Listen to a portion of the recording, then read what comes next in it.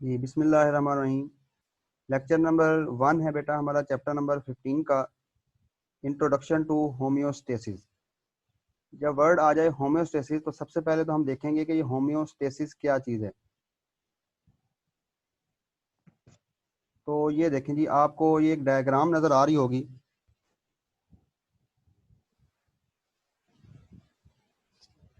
इसमें जो red colour के अंदर आपको एरिया शो हो रहा है, रेड कलर के अंदर एरिया शो हो रहा है, इसको मैं नेम दे रहा हूँ जी, ये एक्सटर्नल एनवायरनमेंट है। कौन सा एनवायरनमेंट है? एक्सटर्नल एनवायरनमेंट है। उसके बाद जो आपको पिक्चर शो हो रही है, ये पिक्चर आपको शो हो रही है, ठीक है, ये एक्सटर्नल एनवायरनमेंट के बिल्कुल अंदर जो आपको पिक्चर शो हो रही है, इसको मैं नाम दे रहा हूँ जी, ये इंटरनल एनवायरनमेंट है। दो एनवायरनमेंट हो गए, एक एक्सटर्नल एनवायरनमेंट है और एक इंटरनल एनवायरनमेंट है। इंटरनल एनवायरनमेंट का मतलब बेटा जो हमारी बॉडी का अंदर का एनवायरनमेंट है, बॉडी के अंदर का जो टेम्परेचर है। और एक्सटर्नल एनवायरनमेंट का मतलब ये है कि आप एक रूम में बैठे हैं, पूरे रूम का जो एनवायरनमेंट है वो एक्सटर्नल एनवायरनमेंट है। अब अगर हम गर्मियों की बात करें तो एक्सटर्नल एनवायरनमेंट का टेम्परेचर अगर गर्मियों में देखें हम अपने बक्का रीजन का, तो यहाँ टेम्परेचर कितना जाता है? ऑलमोस्ट 48 डिग्री सेल्सियस तक टेम्परेचर जो है वो जाता है। और अगर हम इंटरनल टेम्परेचर की बात करें जी, कोई मुझे बच्चा बताएगा कि जो हमारी बॉडी का जो इंटरनल टेम्परेचर है वो 37 डिग्री सेल्सियस है। अब मैंने आपको यहाँ दो बातें बताई कि एक एक्सटर्नल एनवायरनमेंट है और एक इंटरनल एनवायरनमेंट है। एक्सटर्नल एनवायरनमेंट में टेम्परेचर 48 डिग्री है और इंटरनल एनवायरनमेंट में टेम्परेचर कितना है कि 37 डिग्री है। तो जब मैं आपको बात अब करूं आज के लेक्चर में इंटरनल एनवायरनमेंट की, तो आपने समझ लेना है कि हमारी बॉडी के अंदर जो सेल्स हैं ये हमारी बॉडी की बात हो रही है। और जब मैं बात करूं एक्सटर्नल एनवायरनमेंट की, तो आपने समझ लेना है कि ये बाहर के रीजन की बात हो रही है। तो अब देखें कि जब एक्सटर्नल एनवायरनमेंट में टेम्परेचर 48 डिग्री हुआ, लेकिन हमारी बॉडी का टेम्परेचर तो 37 है। अब अंडरस्टूड सी बात है, अगर बाहर का टेम्परेचर बढ़ रहा है तो इंटरनल टेम्परेचर भी बढ़ेगा। ऐसी बात है ना भाई, अगर एक्सटर्नल टेम्परेचर इतना ज़्यादा 48 है तो इंटरनल टेम्परेचर भी बढ़ेगा। अब इंटरनल टेम्परेचर का मतलब ये है कि आपकी बॉडी का टेम्परेचर 37 से बढ़ना शुरू हो जाएगा क्योंकि बाहर टेम्परेचर ज़्यादा है। लेकिन अगर ये 37 से 39 पे पहुंच गया तो ह्यूमन बॉडी जो है वो डेड होना शुरू हो जाती है, एंजाइम इसके डीनेचर हो जाते हैं। ये बेटा 37 डिग्री सेल्सियस है। अगर इसको आप फारेनहाइट में देखें तो ऑलमोस्ट 96.6 या 97 फारेनहाइट बनता है। और अगर ये 98.6 90 हाँ जी 98.6 फ़ारेनहाइट 98.6 फारेनहाइट बनता है। अब और आप देख रहे होते हैं जब बुखार हो रहा होता है तो 104 या 106 फारेनहाइट पे जाता है, उसके बाद बंदे की डेथ हो जाती है। ऐसे ही है ना? उसको अगर आप सेल्सियस में करें ना तो वो ऑलमोस्ट 40 डिग्री सेल्सियस तक या 39 डिग्री सेल्सियस और 106 फारेनहाइट में चला जाता है। बहरहाल इसको छोड़ें, मेन बात आपकी ये है कि जब एक्सटर्नल टेम्परेचर बढ़ेगा तो उससे एक्सटर्नल जो इंटरनल टेम्परेचर है आपकी बॉडी का वो भी बढ़ेगा। अब हमारी बॉडी में ऐसा नहीं होता। हमारी बॉडी का टेम्परेचर बाहर बेशक गर्मी है बेशक सर्दी है, हमारी बॉडी का टेम्परेचर 37 ही रहता है। तो ये सोचने वाली बात है कि हमारी बॉडी में ऐसा कौन सा मैकेनिज्म मौजूद है जिसमें इंटरनल टेम्परेचर हमारा मेंटेन रहता है, यानी 37 है तो 37 ही रहता है। ये तो मैं अभी टेम्परेचर की बात कर रहा हूँ। हमारी बॉडी में बेटा और भी बहुत से मैकेनिज्म है। लाइक अगर हम ब्लड की पीएच की बात करें तो अगर 7.2 है तो वो 7.2 ही रहती है। आप दिन भर में एसिडिक चीज़ें भी खाते हैं, बेसिक चीज़ें भी खाते हैं, लेकिन ब्लड की पीएच 7.2 है तो 7.2 ही रहती है, वो चेंज नहीं होती। ठीक है, तो अब हमारी बॉडी में कोई ऐसा मैकेनिज्म मौजूद है जिसमें इंटरनल जो आपकी बॉडी के फंक्शंस हैं, लाइक टेम्परेचर है, इंटरनल बॉडी का ब्लड का पीएच है, तो ये चीज़ें मेंटेन रहती हैं। अब इस चीज़ को मेंटेन कैसे हो रही हैं? अब इस चीज़ को मेंटेन करने के लिए जो मैकेनिज्म वर्क कर रहा है बेटा, उसको हम सिंपली कहते हैं होम्योस्टेसिस। क्या कहते हैं जी? होम्योस्टेसिस। अब मैं सिंपल इसको वे में बताता हूँ आपको कि इंटरनल एनवायरनमेंट को प्रोटेक्ट कर रहा है एक मैकेनिज्म। हमारे इंटरनल एनवायरनमेंट को प्रोटेक्ट कर रहा है एक एनवायरनमेंट। किससे? एक्सटर्नल एनवायरनमेंट में जो फ्लक्चुएशन हो रही हैं बेटा, फ्लक्चुएशन कहते हैं चेंजिंग को। यानी एक्सटर्नल एनवायरनमेंट में टेम्परेचर चेंज हो रहा है, एक्सटर्नल एनवायरनमेंट में कोई पीएच चेंज हो रही है, लेकिन हमारे इंटरनल बॉडी में एक ऐसा मैकेनिज्म मौजूद है जो कि एक्सटर्नल एनवायरनमेंट की जो फ्लक्चुएशंस हो रही हैं उससे प्रोटेक्ट कर रहा है। तो इस मैकेनिज्म को हम क्या कहते हैं? होम्योस्टेसिस। हाँ जी, अब मुझे बताएंगे ये बात। अब चलते हैं जी डेफिनेशन की तरफ कि होम्योस्टेसिस क्या चीज़ है। सबसे पहली बात डेफिनेशन है, मैंने आपको क्लियर बता दिया कि protection of internal environment. Internal environment protect हो रहा है, किससे प्रोटेक्ट हो रहा है? Harms of fluctuation of external environment, यानी एक्सटर्नल एनवायरनमेंट के अंदर जो चेंजिंग आ रही हैं उससे इंटरनल एनवायरनमेंट क्या हो रहा है? प्रोटेक्ट हो रहा है। इस मैकेनिज्म को हम क्या कहते हैं? होम्योस्टेसिस। अब इसकी और मैं सिंपल एग्जांपल आपको दूं। आप कहेंगे सर ये ऐसा कैसे होता है कि बाहर 48 ही रहे हो और हमारी बॉडी का 37 ही रहे? तो इसको आजकल की ताज़ा एग्जांपल्स में आपको समझाता हूँ। देखें, गर्मियों के अंदर आप देखें तो अगर आप थोड़ा सा बाहर गर्मी में बैठें तो आपको फौरी तौर पे पसीना आना शुरू हो जाता है। ऐसा ही होता है ना भाई? जी सर। सर्दियों में तो पसीना नहीं ना आता, गर्मियों में पसीना आ रहा है।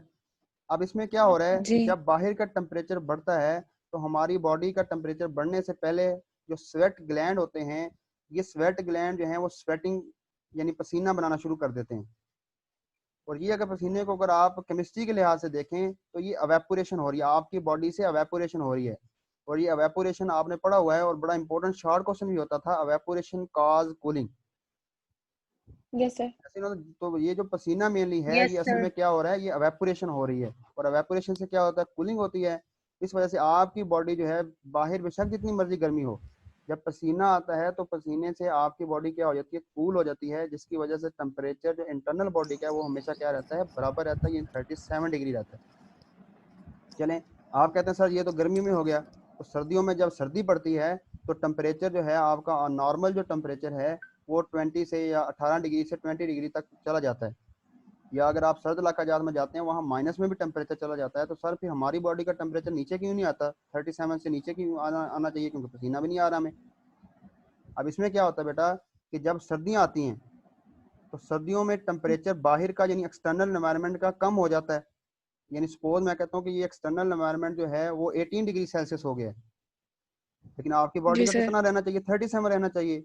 लेकिन ऐसा यानी अब 18 नहीं आता, आपकी बॉडी का टेम्परेचर 37 ही रहता है। तो उसमें क्या होता है कि जब बहुत ज़्यादा सर्दी पड़ना शुरू होती है तो आप देखते हैं आपके जो मसल हैं वो शिवरिंग करना शुरू कर देते हैं। यानी आप ऑटोमेटिक अपने हाथों को क्या करना शुरू कर देते हैं? रबिंग करना शुरू कर देते हैं, या आपकी बॉडी जो है वो कांपना शुरू कर देती है। ऐसा ही होता है ना सर्दियों में? जी सर। अब उस यस सर। मैकेनिज्म में क्या हो रहा है कि जब आपके मसल जो हैं वो शिवरिंग करते हैं यानी कॉन्ट्रैक्ट कर रहे होते हैं, तो उस शिवरिंग के दौरान हीट प्रोड्यूस हो रही होती है आपके मसल में से। और वो जो हीट है वो आपकी इंटरनल बॉडी का टेम्परेचर को मेंटेन करती है, कितना? 37 डिग्री सेल्सियस। अब क्लियर होगी बात होम्योस्टेसिस क्या चीज़ होती है? जी सर। Yes sir. अच्छा, इसको सर और क्लियर गूस जी, बम्प्स भी बन जाते हैं। समझ नहीं आई बेटा? सर गूस बम्प्स भी बन जाते हैं। कौन सी चीज़? Goose bumps. Goose form? रोंगटे खड़े होना यस सर। सर। अच्छा, रोंगटे खड़े हो जाना, ये भी पढ़ेंगे हम इंशाल्लाह ना। ये भी इसमें कह सकते हैं कि वो बाल आप खड़े हो जाते हैं, आपकी बॉडी के बाल जब आप मतलब परेशान हो जाते हैं, परेशानी की हालत में, ये भी चीज़ें आगे चल के हमने पढ़नी है, ये भी बताऊंगा आपको, डिस्कस करेंगे ये भी। ठीक है। अब अगर आप पीएच की बात करें तो आप फर्स्ट ईयर की केमिस्ट्री में आपने बफर पढ़े होंगे। Yes sir. ठीक है। और बफर के अंदर आपने पढ़ा था यस कि सर। ये बफर जो है इसके यूज के अंदर आपने पढ़ा था, बफर हमारी बॉडी के मतलब पीएच को यानी ब्लड की पीएच को मेंटेन करते हैं। ठीक है। तो आप चाहे जी एसिडिक फूड ले लें, एसिडिक खुराक ले लें, सर। बेसिक ले लें, आपके ब्लड की पीएच 7.2 ही रहती है। वो किस वजह से? बफर एक्ट कर रहे हैं एज अ होम्योस्टेसिस एजेंट के तौर पे। तो ये मैंने अब तक जो सारा आपको भाषण दिया वो सिर्फ और सिर्फ इस डेफिनेशन को समझाने की हद तक था कि हमारी बॉडी का जो इंटरनल एनवायरनमेंट है वो इंटरनल एनवायरनमेंट टेम्परेचर भी हो सकता है, वो पीएच भी हो सकती है, वो डिफरेंट कंपोनेंट्स हो सकते हैं। उसको एक जी सर। मैकेनिज्म प्रोटेक्ट कर रहा है किससे? एक्सटर्नल एनवायरनमेंट के अंदर जो चेंजिंग आ रही हैं उससे। इसको हम कहते हैं होम्योस्टेसिस। ये एक बात क्लियर होगी आप तमाम बच्चों को? Yes sir. ओके। अब सेकंड थिंग इसके अंदर आती है इंपॉर्टेंस की। होम्योस्टेसिस की इंपॉर्टेंस क्या है? तो याद रखिएगा बेटा, होम्योस्टेसिस का हरगिज मतलब ये नहीं है कि आपकी बॉडी के टेम्परेचर को 37 है तो 37 तक ही रखेगी। होम्योस्टेसिस आपकी बॉडी के जो एनवायरनमेंट है उसको नैरो रेंज के अंदर रखती है। ये मैं बात बता रहा हूँ, गौर से सुनिएगा। आपकी बॉडी के एनवायरनमेंट को कहाँ रखती है? नैरो रेंज में रखती है। Narrow range. नैरो रेंज का मतलब क्या है कि अगर मैं टेम्परेचर की बात करूं तो टेम्परेचर जो है वो 36 से 38, ये नैरो रेंज आ गई। देखो ना 37 के करीब करीब ही है ना, 36 और 38। तो होम्योस्टेसिस क्या Yes, करती जी है सर। कि आपके जो इंटरनल एनवायरनमेंट है उसको नैरो रेंज में रखती है, कभी भी ये फिक्स नहीं करती। ये नहीं है कि 37 है तो ये 37 ही रखेगी, नहीं, ऐसा नहीं होता। आपकी बॉडी के जो एनवायरनमेंट है, चाहे वो टेम्परेचर है, चाहे ब्लड का पीएच है, जो चीज़ भी है उसको नैरो रेंज में रखेगी। लाइक अगर टेम्परेचर की बात करते हैं तो होम्योस्टेसिस जो है वो आपकी बॉडी के टेम्परेचर को 36 से 38 डिग्री तक रखती है। इसको हम कहते हैं नैरो रेंज। तो होम्योस्टेसिस की इम्पोर्टेंस क्या जी होगी सर। कि ये आपकी बॉडी के टेम्परेचर, मैं टेम्परेचर के लिहाज से बात करूं तो ये आपकी बॉडी के टेम्परेचर को 36 से 38 में रख रही है, यानी नैरो रेंज में रखती है। ये इसकी इंपॉर्टेंस है, सेकंड पॉइंट है। ये आपको सामने स्क्रीन पे भी अभी शो हो जाएगा।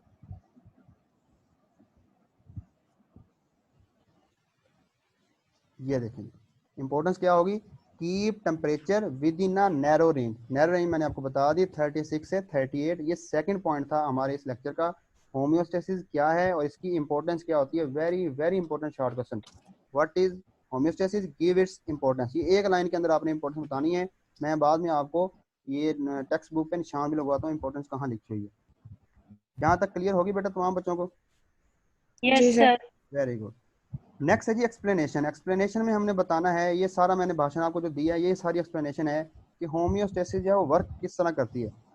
तो पहली बात बेटा याद रखनी है आपने कि बाहर का एनवायरनमेंट जो है, एक्सटर्नल एनवायरनमेंट, वो जितना मर्जी चेंज होता रहे, बाहर का एनवायरनमेंट जितना मर्जी चेंज होता रहे, इंटरनल एनवायरनमेंट पे कोई भी असर नहीं पड़ता है। क्यों? क्योंकि होम्योस्टेसिस जो है वो वर्क कर रहा है।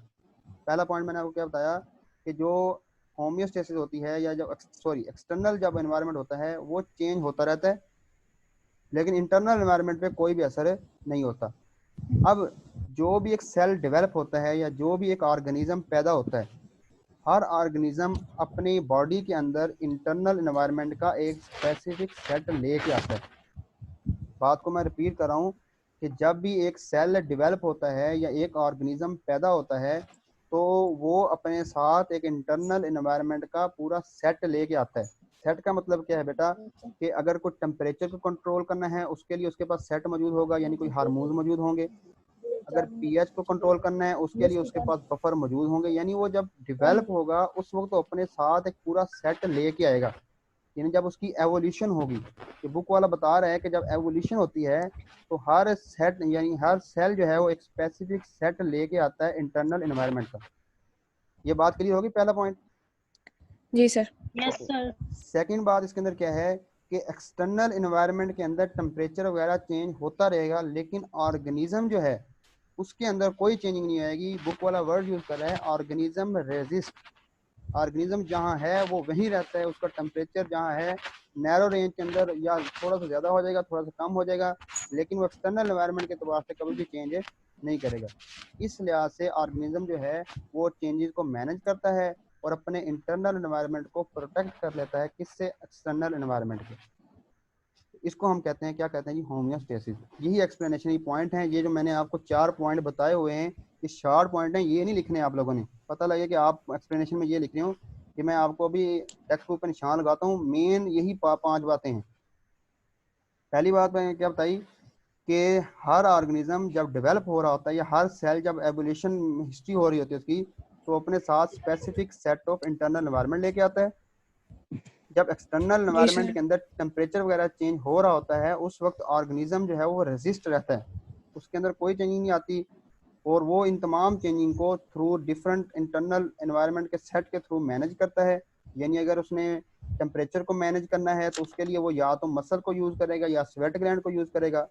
अगर उसने ब्लड की पीएच को मेंटेन करना है तो उसके लिए वो बफर यूज़ करेगा। तो वो अकॉर्डिंग टू कंडीशन जो है वो इंटरनल टेम्परेचर, इन तमाम इंटरनल जो कंडीशन है या इंटरनल एनवायरनमेंट है, इन तमाम चेंजिंग को क्या करेगा? मैनेज करेगा। ठीक है बच्चों, तो इसको हम फिर क्या कह देते हैं? जी सर। होम्योस्टेसिस। ये 3 बातें क्लियर होगी, डेफिनेशन, इंपॉर्टेंस और एक्सप्लेनेशन। किसी को कंफ्यूजन है तो वो मुझसे क्वेश्चन पूछ ले। No, sir. नेक्स्ट मूव करें, लास्ट टॉपिक पॉइंट है बेटा हमारा कहता है कि होम्योस्टेसिस के अंदर 3 मेन कंपोनेंट्स आते हैं। पहला कंपोनेंट इसके अंदर वाटर या solute, second component nitrogenous wastage और थर्ड कंपोनेंट टेम्परेचर।